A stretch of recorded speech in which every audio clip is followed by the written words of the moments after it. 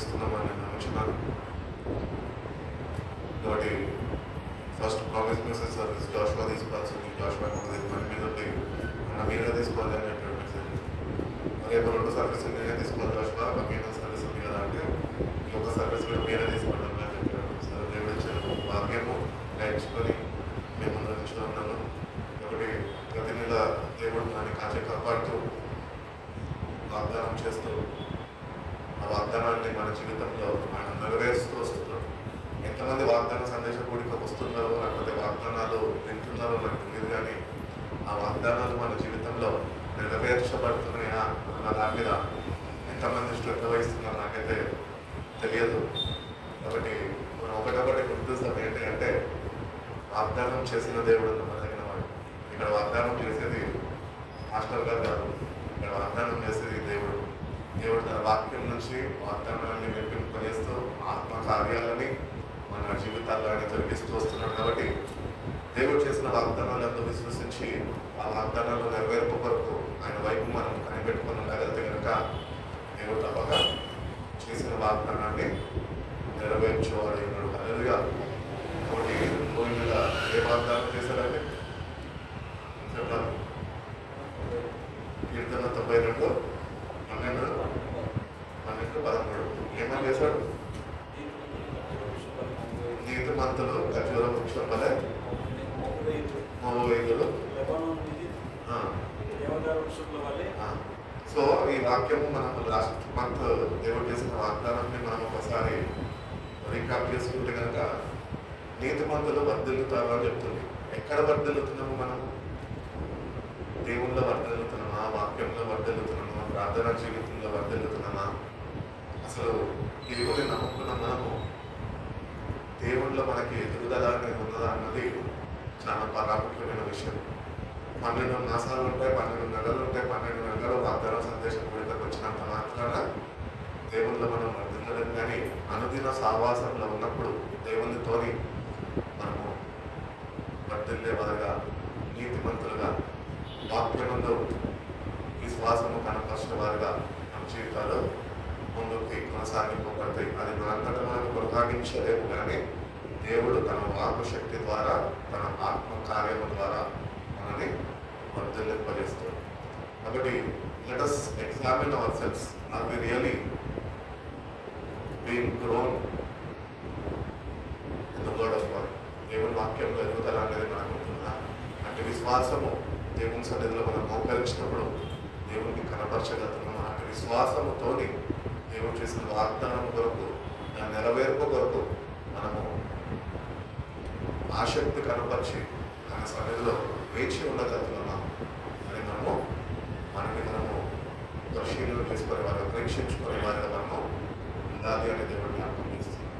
కాబట్టి నేనైనప్పటికీ, మీరైనప్పటికీ, ఎవరైనప్పటికీ అందరూ దేవుని దృష్టిలో చెప్పాలి సమానమే. పాస్టర్ అనగానే పాస్టర్ గారికి కొమ్ములు లేవు, లేకపోతే సంఘంలో ఒక మంచి పేరు ఉన్నట్టు అర్థాలు పొందుకున్నాము అంటే వాళ్ళకి కూడా కొమ్ములు లేవు. అందరూ సరి సమానమే.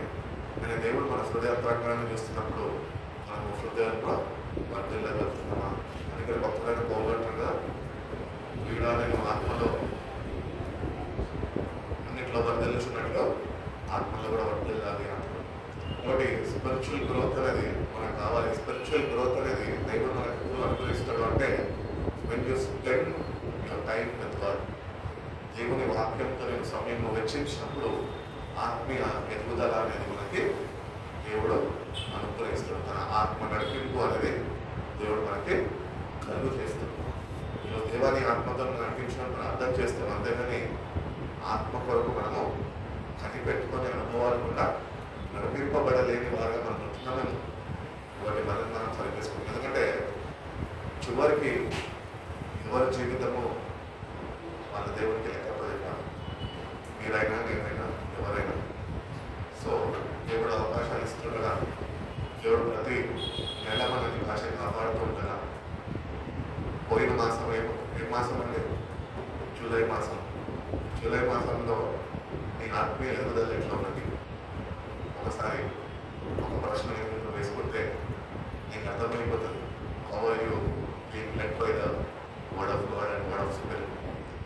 దేవుని ఆత్మ నిన్ను ఎట్లా నడిపించింది నెలలో నిజంగా గతించిన నెల మీద నెల ఏదైతే ఉన్నదో ఆ గతించిన నెలలో నువ్వు 31 రోజులు దేవుడు ఇచ్చినప్పుడు ఆ 31 రోజుల్లో ఎన్ని దినాలు 31 రోజుల్లో ఎన్ని దినాలు దేవుని మీద నిజంగా ఆధారపడ్డావు, ఎన్ని దినాలు నిజంగా నేను విశ్వసించావు, ఎన్ని దినాలు నిజంగా ఆయనతో వాక్య సావాసంలో ఉన్నావు, ఎన్ని దినాలు నువ్వు ఆయనతో గడిపినావు అని మనం ఒకసారి పరీక్షించుకుంటే కనుక మనం చాలా కూడబడిన స్థితిలో ఉంటున్నాం. ఎందుకంటే మన పనులు చేసుకోవడానికి మనకి సమయం సరిపోతుంది. కాబట్టి ఇంటి రీతిగా మనం ఉంటే కనుక ఆత్మీయ అభివృద్ధులు ఉండదు. కానీ దేవుడు ఇచ్చిన సమయాన్ని దేవుడు మరొక నెల నాకు ఇచ్చావు, ఈ నెలలో అట్లీస్ట్ నీలో వర్తలు మనం నాకు ఇచ్చి నీతో నేను సాహసించే నీతో సమయం గడిపే మార్గాలు నాకు తెలియపరిచేయాలి అని నా దేవుడు అడుగుతే కనుక దేవుడు తప్పగా నేను సహాయం చేసి నిర్మించాను. అందుకే వాగ్దానం చేసిన దేవుడు నమ్మదగిన వారు. అందుకే అంటున్నాడు పత్రికల్లో, మీరు నమ్మదగిన వారు కానప్పటికీ నేను నమ్మదగిన దేవుడు ఉన్నాను అని దేవుడు నా వాక్యం ద్వారా మరొకసారి జ్ఞాపకం చేస్తున్నాడు. ఈ నెల వాగ్దానం మనం చూసుకున్నట్లయితే కనుక అపోస్తుల కార్యాలు 13వ అధ్యాయం 45వ వాక్యం చూడండి. అపోస్తుల కార్యాలు 13వ అధ్యాయం 47వ వాక్యం. నీవు బూది దంతముల వరకు రక్షణారంగా ఉన్నట్లు నిన్ను అన్యజనులకు వెలుగుగా ఉంచి ఉన్నానని ప్రభువు నాకు ఆజ్ఞాపించినది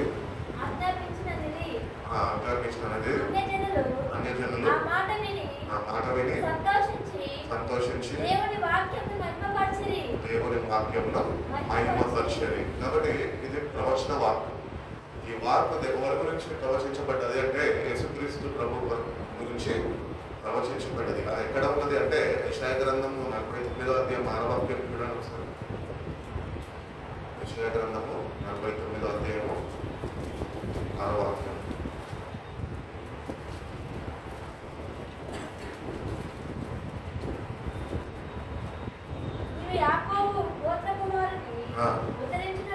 ఉద్ధరించినట్లును ఇశ్రాయేలులో తప్పింపబడిన వారిని రప్పించినట్లును నా సేవకుడవై ఉండుట ఎంతో స్వల్ప విషయము నీవు కలుగజేయు రక్షణను సాధనము అగుటకై అన్యజనులకు వెలుగై ఉండునట్లు నేను నిన్ను నియమించి ఉన్నాను. ఇశ్రాయేలు మోచకుడును పరిశుద్ధ దేవుడునకు యెహోవా మనుషుల చేత నిరాకరింపబడిన వాడును జనులకు అసభ్యుడును నిర్దయాత్మల సేవకుడును వారితో ఇలాగ సంగతించున్నాడు. యెహోవా నమ్మకమైన వాడనియు ఇశ్రాయేలు పరిశుద్ధ దేవుడు నిన్ను ఏర్పరచుకొనెను. ఇశ్రాయేలు పవిత్రమైన దేవుడు నిన్ను ఏర్పరచుకొనెను. అది రాజులు గ్రహించి లేచెదరు. అధికారులు విను నమస్కారం చేసెదరు. చాలండి. ఇక్కడ చూసుకున్నట్లయితే యేసు ప్రభు వారు జన్మించే ముందు యెషయా ప్రవక్త ద్వారా యేసు ప్రభు గారి గురించి ప్రవచించిన ప్రవచన వాక్కు ఇది. కాబట్టి యేసు ప్రభు వారు ఈ భూమి మీదకి దిగి వచ్చినప్పుడు యోహాను సువార్త 8వ అధ్యాయంలో ఆయన చెప్తా ఉంటాడు, నేను ఈ లోకానికి వెలుగై ఉన్నాను అంటాడు. అదే యోహాను సువార్తలో మనం ధ్యానించుకుంటూ వస్తే కనుక దేవుడు చెప్తూ ఉంటాడు, మత్తయి సువార్తలో చెప్తూ ఉంటాడు ఏమనంటే మీరు ఈ లోకానికి వెలుగై ఉన్నారు అని చెప్తున్నారు. కాబట్టి ఈ ప్రవచన వాక్కుని యేసు ప్రభు యొక్క జన్మ ద్వారా ఆ ప్రవచనము నెరవేర్చబడ్డది. ప్రవచించబడిన వాక్కు నెరవేర్పులకు వచ్చిన ప్రకారమే మన జీవితాల్లో ఆ ప్రవచనము నెరవేర్చబడాలి అంటే కనుక మన జీవితాలు కూడా వెలుగుమయంగా ఉండాలి. కాబట్టి ఏ వ్యక్తి అయితే యేసు ప్రభుని సొంత రక్షకుడిగా అంగీకరిస్తాడో, ఏ వ్యక్తి అయితే ఆయన ఎంతో విశ్వసిస్తాడో, ఏ వ్యక్తి అయితే ఆయనతోని అన్యుల సావాసంలో ఉంటాడో ఆ వ్యక్తి యొక్క జీవితంలో వెలుగు అనేది ఉదయిస్తుంది అని దేవుడు తెలియజేస్తున్నాడు. కాబట్టి ఈ ప్రజెంట్ 2026 ఆగస్ట్ 1 రోజు దేవుని బిడ్డలుగా మనం గుర్తించాల్సింది ఒకటి ఏంటి అంటే అన్యజనులకు మనము ఎట్లున్నాము? వెలుగై ఉన్నాము. యేసు ప్రభు బిడ్డలు అని పిలవబడితే సరిపోదు, కానీ ఆ వెలుగు మనలో ప్రకాశింపబడుతున్నదా? ఆ వెలుగుని అన్యజనులు గుర్తించగలుగుతున్నారా? అట్టి రీతిగా మనము నడిపింపబడగలుగుతున్నామా అని మనము ఒకసారి పరిశీలన చేసుకోవాలి, ఎగ్జామిన్ చేసుకోవాలి. మనం ఎగ్జామిన్ చేసుకుంటే కనుక మన జీవితానికి అంటే చీకటితోనే నింపబడింది. ఈరోజు చీకటిని మనం తొలగించుకోవాలంటే దేవుని వాక్యంతోనే మనము వెలిగింపబడాలి. అందుకనే కీర్తనకారుడైన దావీదు, ఆయన కీర్తనకారుడు అంటా ఉంటాడు 119వ కీర్తనలో 105వ వాక్యంలో ఏమంటాడంటే, నీ వాక్యము నా పాదములకు దీపమై ఉన్నది, నా త్రోవకు వెలుగై ఉన్నది. ఒకటి, వాక్యము లేకుండా ఏమీ లేదు, చెప్పాలి, వెలుగు లేదు. కాబట్టి సృష్టిలో ఎంతమంది సైంటిస్టులు అని మనకు తెలుసు. ఆ సైంటిస్టులు అందరూ కూడా వెలుగుని కనపరిచిన సైంటిస్ట్ ఎవరైతే ఉన్నారో ఆయన కూడా దేవుని ఎందుకు విశ్వసించిన వారు. కాబట్టి ఈ వెలుగు అనేది దేవుడు మనకు వెలిగించాలి. మనము లోకము చేత, లేకపోతే మనకుంటున్న చదువుల చేత, మనకుంటున్న డిగ్రీల చేత వెలిగింపబడము అని దేవుడు స్వయంగా మనల్ని వెలిగించాడు. ఎప్పుడు దేవుడు మనల్ని వెలిగిస్తాడు అంటే, మనం ఎప్పుడైతే ఆయన వెలుగును నిలిచి ఉంటామో, నిలిచి ఉన్నదానికి ఇష్టపడతామో, అటు సావాసము కలుగు చేసుకోవాలని ఆశపడతామో, అప్పుడు ప్రాణాన్ని తృప్తిపరిచే రీతిగా దేవుడు మనని వెలిగింపజేస్తున్నాడు. అందుకనే యేసన్న గారి గురించి అందరికీ తెలుసు కదా, భయంకరమైన పరిస్థితుల్లో ఉన్నప్పుడు దేవుడు ఆయననే పిలుచుకున్నాడు. ఆయన చక్కటి పాట రాస్తాడు, ఏంటంటే యేసయ్య నా దీపములకు వెలిగించినావు, సుడిగాలిలోనైనా చలివానలోనైనా ఆరిపోతులే నీవు వెలిగించు. ఆయన దీపం ఆయన వెలిగించుకొని ఉంటే ఆరిపోయేదేమో, కానీ అది దేవుడి చేత వెలిగింపబడ్డది. కాబట్టి ఈరోజు కూడా సర్వ ప్రపంచంలో అది వ్యాపించి ఉంది. అనేకుల్ని వెలుగుమయంగా వెలిగిస్తూ నేటిని కూడా ఆ పరిచర్య ముందుకి నడిపింపబడుతుంది. కాబట్టి దేవుడు మనం ఏర్పరచుకున్నాడు. ఎందుకు తెలుసా? నువ్వు ఉంటున్న స్థలంలో వెలుగుగా ఉండాలి, నీ ద్వారా అనేకులు వెలిగింపబడాలి. నువ్వు ఒక్కడే వెలిగిపోతే సరిపోదు, నీ ద్వారా ఎంతమంది వెలిగింపబడుతున్నావు, ఎంతమందిని వెలిగించినావు. చిన్నప్పటి నుంచి 25 సంవత్సరాలు కేక్ కట్ చేసినాము, క్యాండిల్ వెలిగించినాము, కానీ నువ్వు ఇతరులని వెలిగించావా? నువ్వు దేవుని చేత వెలిగింపబడ్డావా? అంటే వెలుగు నీలో ఉంటున్నదా? ఆ వెలుగులో నడుచుకుంటున్నావా? కాబట్టి మన జీవితాన్ని మనం ఒకసారి ఎగ్జామిన్ చేసుకుంటే కనుక మనం ఇంకా చీకటి సంబంధులుగానే బ్రతుకుతున్నాము. పేరుకే క్రైస్తులు అని పిలువబడుతున్నాం, కానీ చీకటిలోనే బ్రతుకుతున్నాము. కాబట్టి చీకటిని తొలగించుకోవాలి అంటే కనుక వాక్యమైన వెలుగులోనికి మనం రావాలి, నడిపింపబడాలి. అంటే సమయము మనం ఆయనతోని రచించాలి. దేవుని అడగాలి, అయ్యా అనేకుల్ని వెలిగించు, నన్ను కూడా వెలిగించాలి. ఈ లోకానికి నువ్వు వెలుగై ఉన్నావు, నన్ను కూడా ఈ లోకంలో వెలుగు కనుక తీర్చిదిద్దుతాను, నన్ను తీర్చిదిద్దగా నేను దేవుని అడగలిగి కనుక వేడుకోగలిగి కనుక దేవుడు నిన్ను కూడా నమ్మకంలో వెలుగుగా ఆయన తీర్చిదిద్దుతాడు. ఎందుకంటే మనము ఏర్పరచబడ్డం దేనికి తెలుసా? ఈ లోకంలో వెలుగుని పరిచయం చేయడానికి. ఎందుకంటే వాక్యం చెప్తున్నది, మీరు ఒకప్పుడు నాకు దూరస్తులై ఉన్నారు, కానీ నేను మిమ్మల్ని సమీపస్తులుగా నేర్చుకున్నాను. అంటే చీకటిలో నుంచి వెలుగులోనికి ఇచ్చుకున్నాను. అందుకే అంటాడు, మీరు ఒకప్పుడు చీకటిలో ఉన్నారు, కానీ నేను నా ఆశ్చర్యమైన వెలుగులోనికి నేను మిమ్మల్ని పిలుచుకొని ఉన్నాను అంటున్నాను. కాబట్టి పిలుచుకున్నవాడు నమ్మదగినవాడు, కానీ పిలువబడిన మనము ఆ నమ్మకత్వాన్ని కనపరచగలుగుతున్నాము. అటు రీతిగా వెలుగులో నిలవడానికి ఇష్టపడుతున్నామా? లేకపోతే ఇంకా చీకటి కార్యాల్లో చీకటితో సావాసం చేస్తూ చీకటిలోనే కొట్టుకుంటున్నామా అని మనం ఒకసారి సరి చూసుకొని దేవుడికి మన జీవితాన్ని అప్పగించగలిగితే కనుక మన జీవితాన్ని కూడా ఇంకా కొద్దిగా ఏదైతే జీవితం జీవించబోతున్నామో ఆ జీవితాన్ని దేవుడు వెలుగుగా చేసి నిన్ను ఆయన ఏర్పరచుకుంటారు కనుక నీ ద్వారా ఈ చీకటి లోకంలో ఆయన నీ వెలుగుని ప్రకాశింపజేసి నీ ద్వారా అనేకుల్ని వెలిగింపజేసే కృపని ఆయన సంకల్పంని నీ నా జీవితం ద్వారా ఆయన నెరవేర్చుకునేది. ఒకటి మనము మనని సంపూర్ణంగా ఆయనకి అప్పగించుకుంటే, ఆయన మీద సంపూర్ణంగా ఆధారపడగలిగితే, మన చీకటి క్రియలను మనం విడిచిపెట్టగలిగితే, దేవుని సహాయం మీద ఆధారపడి మన బలపరచు ప్రభు అని దేవుడిని వేడుకుంటే కనుక దేవుడు మనలో ఉన్న చీకటిని తొలగించి ఆయన ఆశ్చర్యమైన వెలుగుతోనే మనల్ని నింపి నడిపిస్తాను అంటున్నాడు. కాబట్టి దేవుడు వచ్చినాడు, for this is what the lord has commanded us, ఆజ్ఞాపిస్తున్నాడు. ఏంటంటే నేను మిమ్మల్ని ఈ లోకముకు అన్యజనులకు వెలుగుగా చేసి ఉన్నాను అంటున్నాడు. కాబట్టి it is a commandment from God, it is not an order, it is a commandment. So దేవుని బిడ్డలుగా we have to obey the commandments of God. ఆజ్ఞ అతిక్రమమే పాపం. కాబట్టి ఈ ఆజ్ఞాపిస్తుండగా ఏమని ఆజ్ఞాపిస్తున్నాడు? మీరు అన్యజనులకు వెలుగై ఉన్నారు, ఎందుకంటే మీరు నా యందు విశ్వసించి ఉన్నారు. నేను మీ కొరకు నా ప్రాణాన్ని దారపోసాను, నా రక్తాన్ని చిందించాను, నేను మిమ్మల్ని విమోచించుకొని ఉన్నాను. మీరు మీ సొత్తు కాదు, మీరు నా సొత్తు. కాబట్టి ఈ లోకంలో జీవిస్తున్న కొద్ది కాలము మనము ఎట్లుండాలి అంటే అన్యజనులకు వెలుగుగా ఉండాలి అని దేవుని యొక్క చిత్తమై ఉన్నది, హృదయవాంఛ ఉంటుంది. దేవుని యొక్క హృదయవాంఛని మనము ధ్యానించగలిగితే కనుక, మనని మన జీవితాన్ని మనం పరిశీలన చేసుకోగలిగితే కనుక మనం నిజంగా ఆయన హృదయవాంఛని తీర్చేవారుగా మనం ఉండగలుగుతున్నాము. ఇదే ఆత్మీయ పోరాటం అంటే. కాబట్టి ఈ ఆత్మీయ పోరాటంలో ఎట్టి రీతిలో పోరాడుతున్నాము? వెలుగుతో పోరాడుతున్నావా, చీకటితో పోరాడుతున్నావా? పత్రికల్లో తిమోతి రాసిన పత్రికలు అంటాడు కదా, ఏమంటాడు?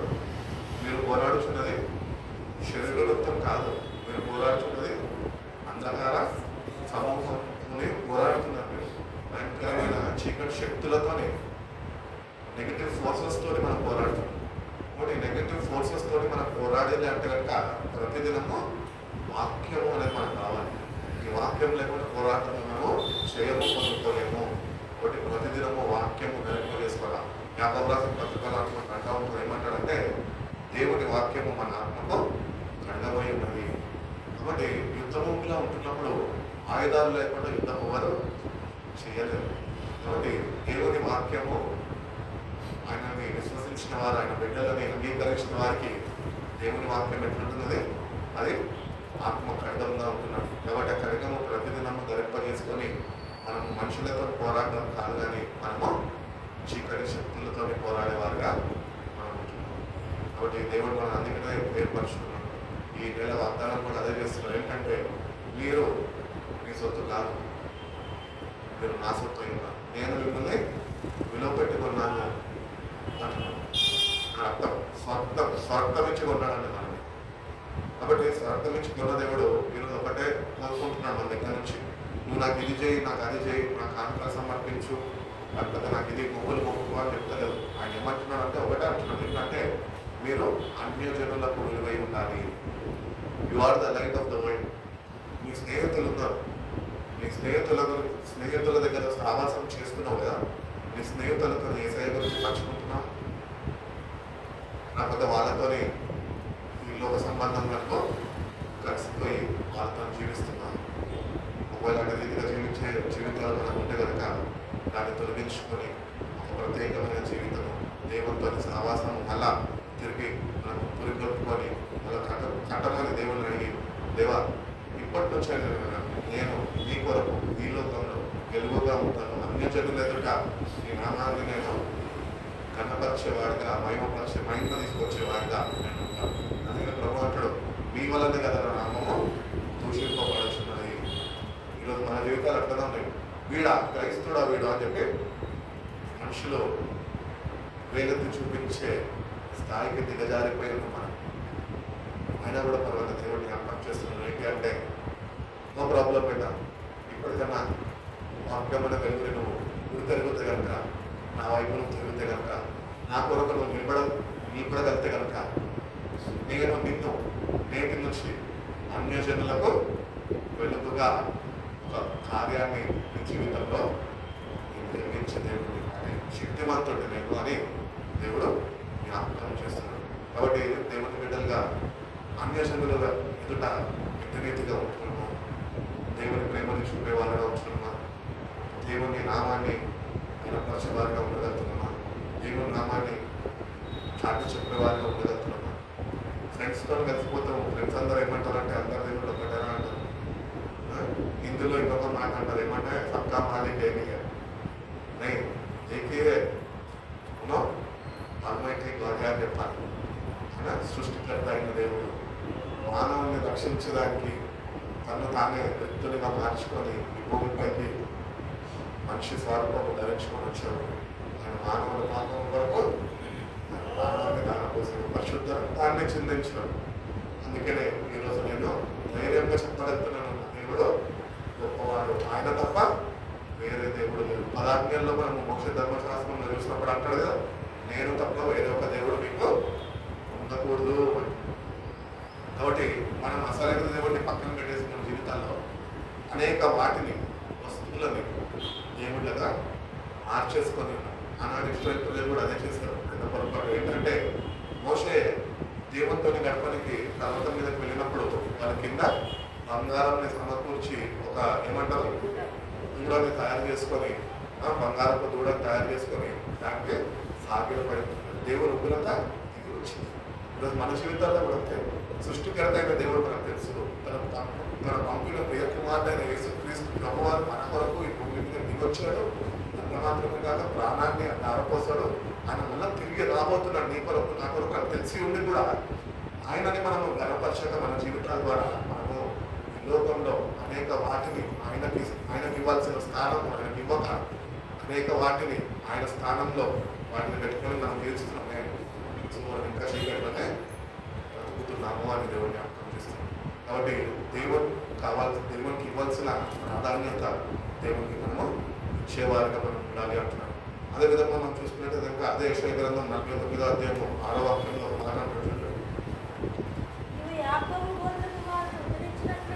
నువ్వు యాకోబు గోత్రం వాళ్ళని ఉద్ధరించినట్లును ఇశ్రాయేలులో తప్పింపబడిన వారిని రప్పించినట్లు నా సేవకుడై ఉండుట ఎంతో స్వల్ప విషయము నేను కలుగజేయ రక్షణకు సాధనమగుటకై అన్యజనులకు వెలుగైయున్నట్లు నేను నిన్ను నియమించి ఉన్నాను. చాలా ఇక్కడ మనం చూసుకున్నట్లయితే యేసు ప్రభు గారి గురించి ఏదైతే ప్రవచనము నెరవేర్పులోనికి వచ్చిందో అట్టి రీతిగానే దేవుని బిడ్డలుగా ఆయనను అంగీకరించిన తర్వాత, మారుమనసు చెందిన తర్వాత మనము అట్టి జీవితం జీవించాలి ఈ లోకంలో. అట్టి రీతిగా మనము ఆత్మ ద్వారా నడిపింపబడాలి. అందుకని వాక్యం చెప్తుంది కదా, ఎందరైతే ఆత్మచేత నడిపింపబడతారో వాళ్ళు మాత్రమే దేవుని కుమారులు. అందరూ క్రైస్తులందరూ దేవుని కుమారులు కాలేరు. You have to B lead by the spirit of God. దేవుని ఆత్మ కొరకు మనం వేచి ఉండాలా. ఆత్మని పొందుకోవాలా. పొందుకున్న మనము అనిష్టానుసారంగా మనం నడుచుకోవడం కాదు, కానీ దేవుని ఆత్మ నడిపింపులో మనం నడిపింపబడాలి అని దేవుడు ఎంతగానో కోరుకున్నాడు. అదేవిధంగా అదే యెషయా గ్రంథం 42వ అధ్యాయము 6వ వాక్యం చూడండి.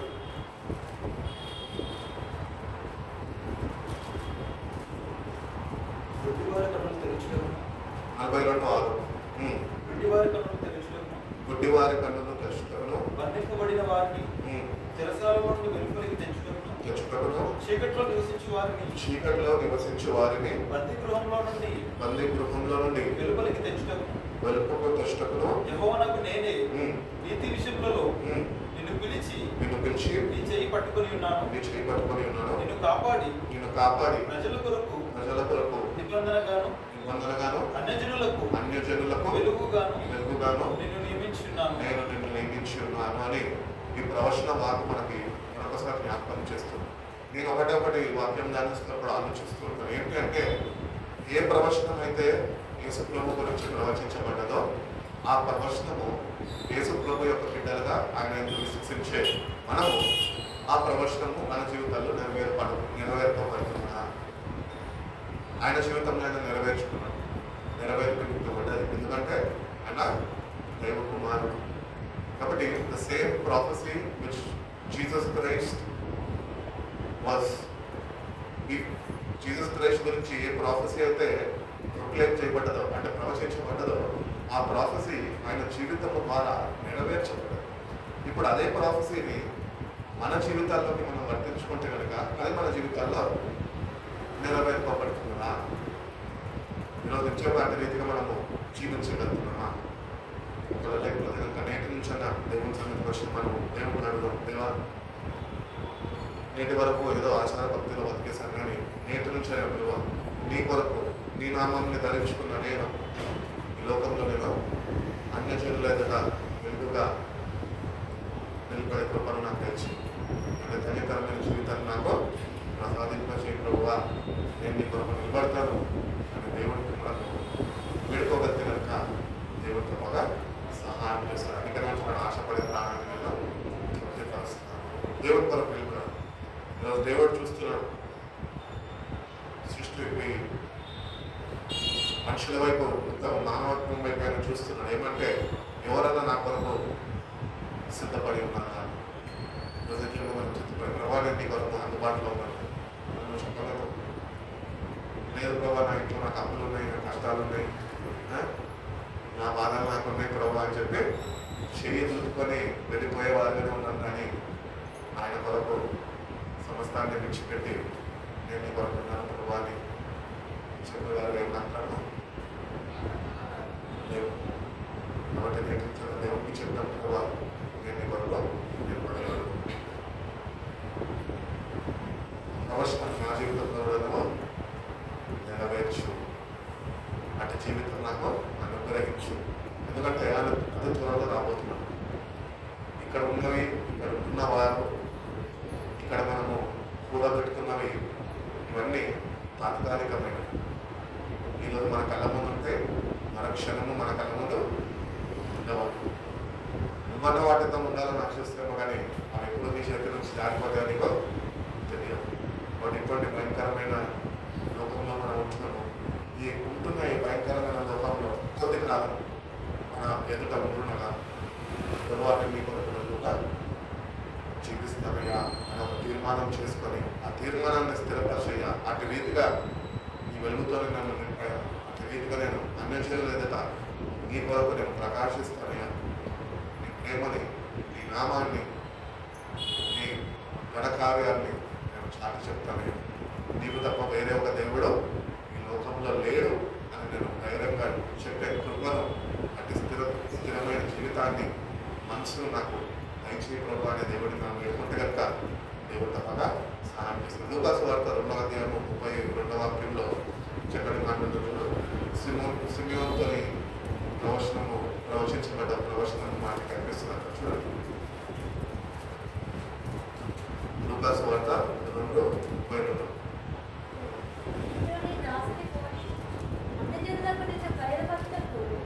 ముప్పై చదువు 30, 31, 32. చదువు. ఇప్పుడు నీ మాట చొప్పున నాదా ఇప్పుడు నీ మాట చొప్పున సమాధానంతో నీ దాసుని పోనిచుచున్నావు. సమాధానముతో నీ దాసుని పోనిచుచున్నావు. అన్యజనులకు నిన్ను బయలుపరచుటకు వెలుగుగాను ఈ ప్రజలైన ఇశ్రాయేలులకు మహిమగాను నీవు సకల ప్రజల ఎదుట సిద్ధపరిచిన నీ రక్షణ నేను కళ్ళారా చూచి తిని. కాబట్టి సిమియోను గురించి మనం చూసుకున్నట్లయితే కనుక అక్కడ ఆయన మందిరంలో కూర్చొని ఈ ప్రవచన వాకు కొరకు నెరవేర్పు కొరకు మందిరంలో దేవుని సన్నిధిలో కనిపెడుతున్నాడు. యేసుప్రభు వారు ఆయన మందిరంలో తీసుకొని రాబడినప్పుడు ఆయన చేతుల్లో ఆయన తీసుకొని ఆయన చక్కటి మాటలు పలుకుతున్న ప్రవచన వాకు ఇది. ఇప్పుడు నేనైతే ఈ రక్షణను నేను చూసి ఉన్నాను. అన్యజనులకు ఇశ్రాయేలు వారికి అనుగ్రహిస్తున్న రక్షణ నేను కళ్ళారా చూస్తున్నాను. ఇప్పుడు నేను ఆశని సమాధానంతో పోనిపో. కాబట్టి మన లైఫ్లో ఒక మెయిన్ పర్పస్ ఏంటి అంటే, జీవిస్తున్న మనము ఏమి సాధించాము అని కాదు, కానీ జీవించుచున్న మనము ఎందుకు మనము నిర్మించబడ్డాము, ఎందుకు దేవుడు మనం ఏర్పరచుకున్నాడు. నువ్వు చనిపోయే సమయంలో అతి సమాధానముతోని దేవుడిని ఎరిగి ఉండి కళ్ళారా చూసి నువ్వు చనిపోతే కనుక ఆ మోక్ష భాగ్యం ఇవ్వది కూడా అనుగ్రహిస్తుంది, తన సేవకుని అనుగ్రహించుకున్నాడు. సో అదే రీతిగానే మన జీవితాల్లో కూడా మనము అతి విశ్వాసాన్ని కనపరిచి దేవుని వైపు చూస్తూ దేవుని కలిగి జీవిస్తూ ఆ రక్షణని ఇశ్రాయేలు ప్రజలకి అలానే అన్యజనులకు కూడా మనం చెప్పి ఆ రక్షణని మనం కళ్ళారా చూడాలి. అతి అనుభవాలు కూడా మనము నడిపింపబడాలి. నీటి బాప్తిజం తీసుకున్నంత మాత్రాన రక్షింపబడం. పర్సనల్ ఇంటిమసీ, పర్సనల్ రిలేషన్షిప్ దేవునితో ఏమంటారు వ్యక్తిగత సహవాసము, వ్యక్తిగత సంబంధము కలిగి ఉన్నప్పుడే ఆ రక్షణ ఏంటో దేవునితో మనం కనపరుస్తున్నాం అని దేవుడు తెలియపరుస్తున్నాడు. కాబట్టి ఈ ప్రవచనాలు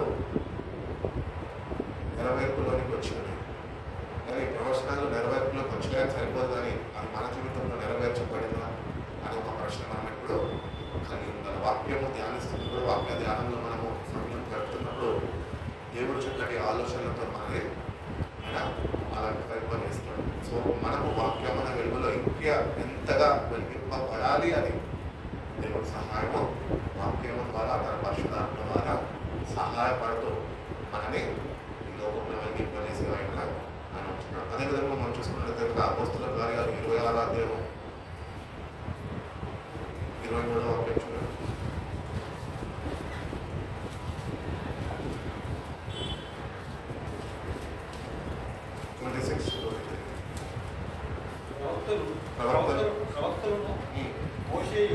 ప్రవక్తలను మోషేయు ముందుగా చెప్పినది కాక మరి ఏది చెప్పక అల్పులకును గనులను సాక్ష్యమిచ్చున్నది. అతడు ఇలాగ సమాధానం చెప్పవలసిందరా, ఫేసు అవులా నీవు వెర్రివాడవు, అతి విద్యవాడ నీకు వెర్రి పట్టుకుందిగా. ఎక్కడ చదువుతున్నాను? అపోస్తుల కార్యాలు 26వ అధ్యాయము 23వ వాక్యం. నువ్వు చదివిన ప్రశాంత్ చదివించారు. ప్రవక్తలను మోషేయు ముందుగా చెప్పినవి కాక మరి ఏమీ చెప్పక అల్పులను సాక్ష్యమిచ్చున్నది. కానీ ఇక్కడ ఇంగ్లీష్ బైబిల్ ఏం చెప్తుంది అసలు? that the Christ who suffered and the first చదవాలి అయినను నేను దేవుని వల్ల సహాయము పొంది నేటి వరకు నిలిచి ఉంటుంది. క్రీస్తు శ్రమపడి మృతుల పునరుద్ధానము పొందిన వారిలో ఏమవుతాడు ఇక్కడ? మొదటి వాద అవుతుల చేత ఈ ప్రజలకు అన్యజనులకు వెలుగు ప్రచురించబోవునని ప్రవక్తలను మోషేయు ముందుగా చెప్పినవి కాక మరి ఏమీ చెప్పక అల్పులకును గనులకును సాక్ష్యమిచ్చుచుండి. కాబట్టి ఈరోజు దేవుని బిడ్డలుగా మనం ఎట్లుండాలంటే we have to be witnesses for God. దేవుని కొరకు మనము సాక్షులై ఉన్నాం. యేసు ప్రభువు వారు అంటారు కదా, మీరే నాకు సాక్షులై ఉన్నారు. నేను వచ్చాను, నా ప్రాణాన్ని ధారపోసాను, నదుదానులై తిరిగి లేచాను. ఈరోజు నేటికి కూడా తండ్రి కృపార్చన కొంచెం విజ్ఞాపన చేస్తున్నాను. అతి త్వరలో నేను మీ కొరకు రాబోతున్నాను. సో మన జీవితాల్లో మొట్టమొదటి ప్రాధాన్యత దేనికి ఇవ్వాలి అంటే క్రీస్తు కొరకు సాక్షులై ఉండాలి. క్రీస్తు సాక్షులు అని ఇక్కడ యూసుఫ్ గూడలో చేయలేం చర్చ అనేది ఒకటి ఉంది. క్రీస్తు కొరకు సాక్షులు అని. సో ఆ సంఘము ఎంతగానో విస్తరింపబడ్డది. ఎందుకంటే ఆయన అజెండా, ఆయనకి దేవుడిచ్చిన పిలుపు ఏంటంటే ఆయన సంఘానికి నడిపించబడుతున్న వారందరూ ఎవరైనప్పటికీ కూడా వాళ్ళు ఇంటి స్థలాల్లో, ఇంటి రాష్ట్రాల్లో, ఇంటి ప్రదేశాల్లో వాళ్ళు ఉంటున్నప్పటికీ కూడా ఆయన వాళ్ళని ఎట్టి రీతిగా ప్రోత్సహిస్తాడు, ఎట్టి రీతిగా తరబీదు చేస్తాడు అంటే వాళ్ళు ఎక్కడ ఉంటున్నప్పటికీ కూడా క్రీస్తు కొరకు సాక్షులుగా వాళ్ళు ఉండాలి. ఎందుకంటే యేసుప్రభు వారు వాక్యం ద్వారా ఆయన తెలియజేస్తున్న మాటల ద్వారా మనం ఒకసారి ధ్యానించగలిగితే ఇంకా యేసుప్రభు స్వయాలు చెప్పారు ఏంటంటే మీరు నాకు సాక్షులు. అపోస్తులు అభివృద్ధి నిలబడ్డారు ప్రభు కొరకు. ఈరోజు మనం నిజంగా ఈ భయంకరమైన 2026 సంవత్సరం సగం సంవత్సరమే గడిపేస్తున్నాము. మరి సగం సంవత్సరంలో నిజంగా దేవుని కొరకు సాక్షులుగా మనం నిలబడగలిగి ఉన్నాము. ఇంకా ఉంటున్న కొద్ది మాసాలు దేవుని కొరకు సాక్షిగా జీవించాలని ఆసక్తిని దేవుని సన్నిధిలో కనపరచగలుగుతున్నాం. నేటి నుంచి మన జీవితాన్ని ఆయనకి సమర్పించుకొని నేను నీ కొరకు సాక్షిగా ఉంటానయ్యా. ఇక్కడ ఉంటున్నప్పటికీ ఏ స్థలంలో ఏం చేస్తున్నప్పటికయ్యా నేను నీ కొరకు సాక్షిగా ఉంటాను. నీ మరణ, నీ జన్మ మరణ పునరుద్ధానము చాటి చెప్పేవారిగా మనము అతి త్వరలో నాకు రాబోతున్నదా. ఈ లోకమంతా తాత్కాలికమైనది, లోకంలో ఉన్న వారిని తాత్కాలికమైనవి, ఇతరుల కనిపోయి అతలను మాయమైపోయి మాయాలోకంలో ఉన్న మనము ప్రభు కొరకు సాక్షి సాక్షులుగా నిలబడితే కనుక ఆయన రానే వస్తాడు, అతి త్వరలో వస్తాడు, మన నిత్య రాజ్యంలోనికి మనని ఆయన తీసుకొని వెళ్తానని దేవుడు తెలియజేస్తాడు. ఆఖరిగా మనం చూసుకున్నట్లయితే ఇంకా రోమిల రాసిన పత్రిక 15వ అధ్యాయము 9వ వాక్యం ఒక మాట చూడండి. Romans chapter 15, verse 9. నేను చెప్పినది ఏమనగా, నేను చెప్తున్నది ఏమనగా, పితరులకు చేయబడిన వాగ్దానం విషయంలో పితరులకు చేయబడిన వాగ్దానం విషయంలో దేవుడు సత్యవంతుడని స్థాపించుటకును అన్యజనులు ఆయన కనికరమును గూర్చి దేవుని మహిమపరచుటకును క్రీస్తు సున్నతి కలిగిన వారికి పరిచారకుడు ఆయన అందు విషయమై ఈ హేతు చేతను అన్యజనులలో నేను నిన్ను స్తుతింతును నీ నామ సంకీర్తనము చేయుదును అని రాయబడి ఉన్నది. So that the Gentiles may glorify God for His mercy, as it is written, therefore I will praise you among the Gentiles. అన్ని జనుల ఎదుట మనం ప్రభుని స్తుతించేలాగా ఉండడానికి మాత్రమే ఆయన మనకి ఉద్దేశం. ఎందుకంటే మన దేవుడు వారు మన స్తుతింపబడుతున్నాం. అందుకే యెషయా గ్రంథకర్తలు అంటాడు కదా, కోట్లాది దేవదూతలు ఆయనని పరిశుద్ధుడు పరిశుద్ధుడు పరిశుద్ధుడు అని గాన ప్రతిగానాలతోనే నిత్యము ఆయన స్తుతిస్తున్నాం. ఇక్కడ ఉన్నప్పుడే మనం ఆయన స్తుతించడం, అన్య జనుల మధ్య నుండి ఆయన స్తుతించడం నేర్చుకోకపోతే కనుక ఒకటొకటి మనం గుర్తించాం. ఏంటి తెలుసా? ఆ పరలోక రాజ్యంలో నీకు స్నానం ఉండదు. అన్య జనుల ఎదుట నువ్వు స్తుతించగలిగితేనే, నువ్వు దేవుని యొక్క బిడ్డగా నువ్వు కనపరుచుకోగలిగితేనే రేపటిన దేవుని రాజ్యంలో నీకంటూ ఒక గుర్తింపు ఆయన కలిగజేస్తాడు. నోటి when you are on this earth, when you don't praise Him, you cannot praise Him after you die and go to heaven. అందుకనే భూమి మీద ఉన్నప్పుడే అన్యజనులు ఎదుట మన దేవుడు ఎంత గొప్పవాడు, మన దేవుడు చేసే అద్భుత కార్యాలు, ఆశ్చర్య కార్యాలు ఏంటి, అందుకని అంటున్నాడు మీరు నాకు సాక్షులై ఉన్నారు. కాబట్టి మనం దేవుని అన్యజనుల ఎదుట స్తుతించాలి. ఇతరుల మతాన్ని మనం కించపరచమని చెప్పాలి దేవుడు ఇక్కడ వాక్యంలో, కానీ వాళ్ళకి సత్యాన్ని ప్రకటించే వారిగా మనం ఉండాలి.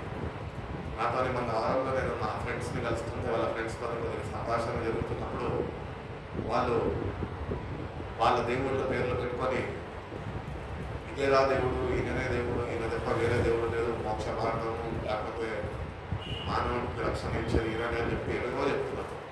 నేను ఒకటే చెప్పినాను, అందరూ ఏం చెప్పిన అంటే, మీరు క్రైస్తవం అంటే మతం అనుకుంటున్నారు, కానీ ఇది మార్గం అని కొంతమంది చెప్తారు. కానీ నేనైతే ఒకటి చెప్పిన వాళ్ళకి, ఇది మార్గము కాదు, ఇది మతము కాదు, ఇది ఏమై ఉన్నది తెలుసా? సత్యమై ఉన్నది. సత్యవాక్యాన్ని నమ్మండి. నమ్మితే రక్షింపబడి, నమ్మకపోతే నాశనానికి. అందుకనే యేసుప్రభువు అన్నారు కదా, నేనే మార్గము సత్యము జీవమై ఉన్నాను. కాబట్టి ఈ రిలీజియస్ పాలిటిక్స్లో వచ్చినప్పుడు నా దేవుడే గొప్ప, మా దేవుడే గొప్ప అంటాం. నేను ఒకటే చెప్తాను, ఇతరుల దేవుడితో మన దేవుడిని పోల్చడానికి వీలు లేదు. మనకి వాళ్ళతో మన అపరాధాల్లో దిగే అవసరం మనకి లేదు. మనం ఒకటి గుర్తించాలి. ఏంటో తెలుసా? సత్యము విన్నా. అందుకని బైబిల్ చెప్తుంది, సత్యం నిన్ను స్వతంత్రుడిగా చేస్తున్నాడు. ఒకటి, the truth will set you free. And the truth is the word of God. He is Jesus Christ. So ఆయన మనకి ఆ స్వతంత్రాన్ని ఇచ్చినప్పుడు ఎవరు మనల్ని అడ్డుకోలేదు. ఎందుకంటే మనం అన్నిటి నుంచి విడుదల పొందుకొని ఉన్నాం. ఇది నాకు శుభకృతమైన పరీక్ష దేవుడు మనకి ఇచ్చాడు. కాబట్టి ఇక రీతిగా మన జీవితాల్లో దేవుడిని మనము కనపరుస్తున్నామా, దేవుడి కొరకు మనం జీవిస్తున్నామా. దేవుడు అంటున్నాడు, మీరు అన్యజనులు ఎదుట వెళ్ళి ఉన్నారు నా కొరకు. ఒకటి నేర్చుకుంటున్నా, మన వ్యక్తిగత జీవితాన్ని మనము ఒక్కసారి పరిశీలన చేసుకుంటూ పరీక్షించుకుంటూ దేవుని సన్నిధిలో, ప్రభావం నేను వెలుగుగా ఉండలేకపోతున్నానయ్యా, నన్ను దర్శించు, నన్ను వెలిగించేయడం. ఏసయ్య కానీ మన దీపాన్ని వెలిగిస్తే కూడా ఆడుకోలేడు, అది ఆడిపోదు. ఎన్ని శ్రమలు వచ్చినా, ఎన్ని కష్టాలు వచ్చినా, ఎన్ని ఇబ్బందులు వచ్చినా, ఎన్ని ఇబ్బందులు వచ్చినా, ఎన్ని అవమానాలు వచ్చినా, ఒంటరితనమైన కూడా అది సుడి గాలిలో అయినా వెలుగుతూనే ఉంటుంది. ఇప్పుడు జీవితంలో ఎన్నో కష్టాలు వస్తాయి, ఆటంకులు ఇబ్బందులు వస్తాయి, అన్నింటిలో కూడా ఏసైనా కలిగి ఉంటే కనుక ఈ దీపం ఎప్పుడైనా ఆగిపోయాడు. అది ఆయన వెలిగించిన దీపం అయితేనే, మనము వెలిగింపబడిన దీపం అయితే ఆగిపోయే ప్రమాదము ఉంది. కాబట్టి అన్ని జనులు ఎత్తుతామంటే వెలుగుకోవచ్చు. కాబట్టి ఈ మాసం నుంచి ఉన్న 8th మంత్కి వచ్చేసి ఆగస్ట్, ఇంకా చూస్తే 4 నెలలైతే సంవత్సరం ముగించుకుంటాం. కాబట్టి ఈ 4 months కన్నా మనం జీవిస్తున్న నాకు ఇవ్వబడిన ఈ జీవితాలు అన్ని జనులు ఎదుట నేను వెలుగుగా ఉంటాను. ఇంటి రీతిగా ఈ ఆత్మాభిషేకాన్ని, ఈ వాక్యమైన వెలుగుని నేను ప్రతిదినము నేను పూజిస్తూ వెలిగింపబడుతూ ఆత్మ బలము చేత పెట్టుకోవడం నాకు దయచేయడం. నేను ఇక్కడ ఉన్నప్పటికీ ఈ నామానికి మహిమ తెచ్చేవాడిగానే ఉండాలి, కానీ ఈ నామానికి ఏమాత్రం అవమానకరమైన జీవించకుండా నేను జీవితాన్ని నాకు అనుగ్రహించిన ప్రభా అని దేవుడిని వేడుకుంటే కనుక దేవుడి ద్వారా మనకి సహాయం చేస్తాడు. ఈయన మన కార్యక్రమంలో మనకి బలపరచుకున్నాడు. దేవుడు కలుమూసుకొని ప్రార్థన చేసుకుంటాం. సందేశంలో ప్రార్థన చేస్తాం.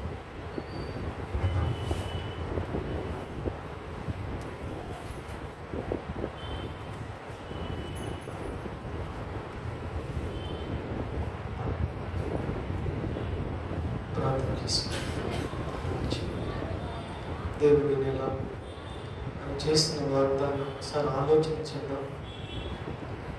నిన్ను ఏ స్థానంలో నిలబెట్టాలని, నిన్ను నన్ను సంఘాన్ని దేవుణ్ణి ఇంకా గుర్తెరగకుండా లోకంలో తిరుగుతున్న ప్రతి వ్యక్తి కొరకు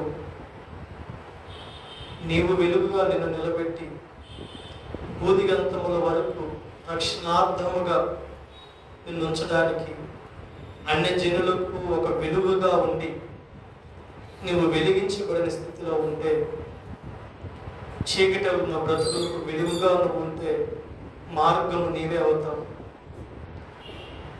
దేవుని యొక్క మనస్సు ఒక్కసారి చూద్దాం. మనం దేవుని మనస్సు ఏమి ఆలోచిస్తుందంటే, 99 గొర్రెలు 99 బిడ్డలు దేవుని మందిరమును దేవుని గుర్తెరిగి ఉన్న వారి కంటే తప్పిపోయిన ఒక్క కుమారుని కొరకు ఆయన మనస్సు తప్పించిపోతుంది. నీవైతే ఆ వెలుగును సంపాదించుకున్నావు, నీవు నేనైతే వెలుగులో నడిపించబడుతున్నాం, కానీ ఆ వెలుగు దీపపు స్తంభం మీద ఉండాలి అని దేవుని వాక్యం సెలవిస్తుంది. అనేక బిడ్డలకు నీవు వెలుగుగా ఉంటే, ఒక మార్గముగా ఉంటే, ఖచ్చితంగా ఆ వెలుగును చూసి అనే జనాంగము వెలుగులోనికి నడిపించబడతారని వాక్యం సెలవిస్తుంది. నా ప్రియమైన సంగమా, నా ప్రజలారా, ఆయన తట్టు నువ్వు చూస్తూ వెలుగులో నడిపించబడాలని దేవుని వాక్యం సెలవిస్తుంది. చీకటిలో కూర్చున్న ప్రజలకు నువ్వు వెలుగుగా ఉండాలని దేవుని వాక్యం సెలవిస్తుంది. పరిశుద్ధుడైన మా తండ్రి, ఈ ప్రార్థన ఆలకించండి నాయన. నీ వాక్యము ఎక్కడ ప్రవహించబడుతుందో, ఎక్కడ వెల్లడిపరచబడుతుందో అక్కడే నీ వెలుగు అయ్యా, అక్కడే నీ నామము ఘనము, అక్కడే నీ పరిశుద్ధత, అక్కడే నీ బలము, అక్కడే సత్యము నాయన. మాలో నీ వాక్యము ప్రవహింప చేయబడాలి. మా మాటలలో వెలుగుండాలి, మా చూపులలో వెలుగుండాలి, మా జీవితంలో వెలుగుండాలి నాయన. మేము వెలిగించబడిన బిడ్డల వలె ఉండాలి నాయన. చీకటిలో నుండి అయా వెలుగులోకి నడిపించే వాళ్ళు ఈ లోకములో నీవు తప్ప ఎవరు లేరు నాయన. మా కుటుంబంలో నుండి నన్ను వెలుగుగా నిలబెట్టుకున్నావు. ఇంకనో చీకటిలో మనోనేత్రాలు గురుడితనముతో ఉన్న బిడ్డలు ఎంతో మంది ఉన్నారు. అయ్యా, నేను వెలుగుగా ఉండాలయ్యా. నీ నామమునకు అయ్యా ఇదిగో అన్య జనాంగానికి ఒక మార్గముగా నేను ఉండాలి. ఆ తీర్మానములను నడిపించబడే శక్తిని మాకు దయచే. నన్ను ప్రేమించి ఈ నెల మీరు ఇచ్చిన వాగ్దానాన్ని ప్రతిరోజు జ్ఞాపకం చేసుకుంటూ ఎక్కడ నేను వెలిగించబడాలో, ఎక్కడ నేను వెలుగుగా ఉండాలో జాగ్రత్త కలిగి పరిశుద్ధతలో నడిపించే జ్ఞానమును, బలమును, అభిషేకాన్ని నాకు దయచేయండి నాయన. ఈ భూదిగంతముల వరకు నేను రక్షణార్థముగా ఉండాలి ప్రభువు. అనేక జనానికి నేను వెలుగుగా ఉండాలి. కృప దయచేయండి. పరిశుద్ధుడా నీకు వందనాలు. మా సంఘాన్ని అట్టి రీతిగా వెలిగించండి. మా సేవకులను అట్టి రీతిగా మీరు వెలిగించండి.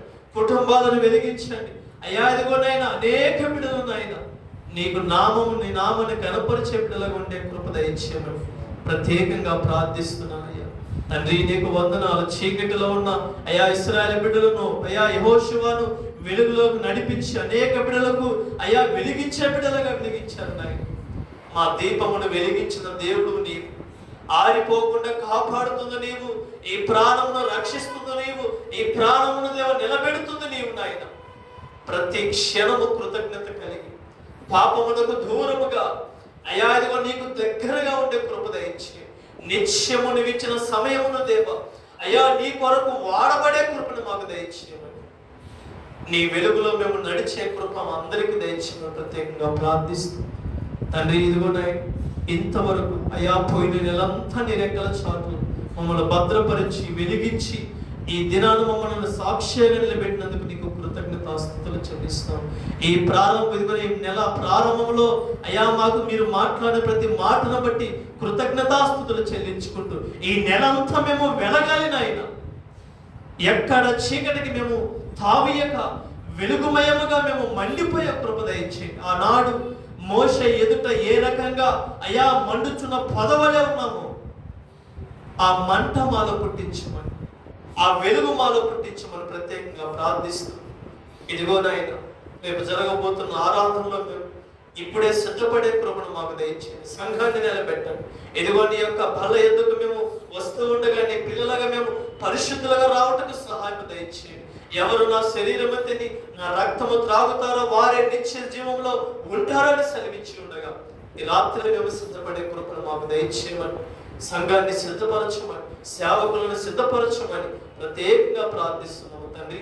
బిడ్డలు ఆశ కలిగి ఉండి వచ్చి ఉండగా ఆ బిడ్డల అక్కర్లు మీరు తీర్చమని, సంఘాన్ని నడిపించండి, సేవకులను దీవించండి, అమ్మగారిని దీవించండి, వృద్ధాప్యంలో ఉన్న ప్రతి బిడ్డను మీరు దర్శించండి, ఎవరి బిడ్డలు మీరు కాపాడమని వేడుకుంటూ ఈ యొక్క అదే సంఘమును నానాటికి అభివృద్ధి పరచమని అయ్యా నూతన ఆత్మను మీరు నడిపించి కట్టమని ప్రత్యేకంగా ప్రార్థిస్తున్నాం.